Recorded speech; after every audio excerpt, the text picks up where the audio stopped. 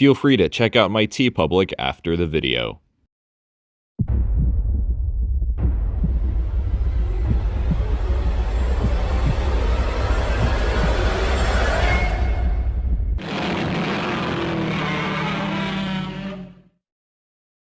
In the late 60s, Toho found themselves in a bit of a struggle as monster films, including Godzilla, were slowly becoming less popular among Japanese moviegoers. So producer Tomoyuki Tanaka made a proposal: make the next Godzilla movie as if it were the last one.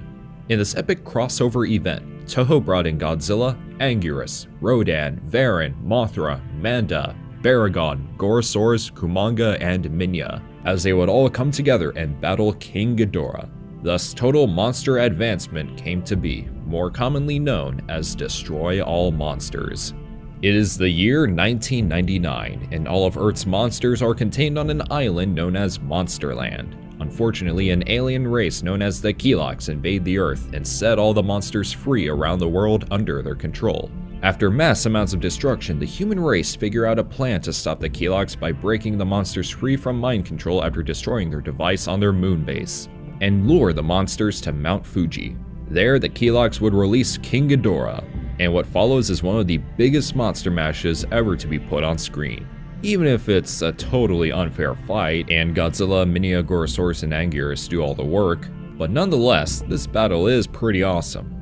Did you know that other monsters were meant to appear? In earlier drafts of the film, there were inclusions of Maguma, Ebirah, Kamakris, and even Gaira and Sanda.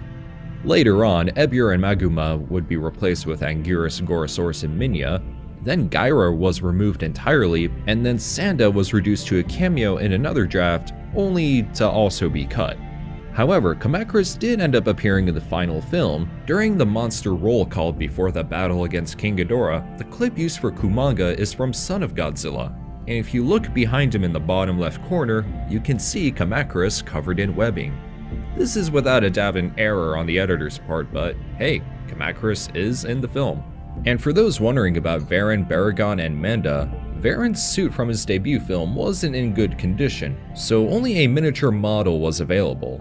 As for Baragon, his suit was constantly being modified and reused for numerous appearances in Ultraman. Baragon was said to be attacking Paris when really it was Gorosaurus. This was because they didn't want to risk damaging the Baragon suit when shooting this scene. As for Manda, there actually is a deleted scene where he engages in combat with Godzilla, which would explain his sudden disappearance. But Manda ends up in the roll call towards the climax anyway. Even though this film isn't as good as others like Invasion of Astro Monster or Mothra vs. Godzilla, there is no denying that Destroy All Monsters is a classic. This film didn't necessarily have that big of a budget compared to other Godzilla movies like Ebirah Horror of the Deep, but this film definitely showcases some of the greatest action sequences in the genre with special effects that I would say are on par with Gorath and the War of the Gargantuas.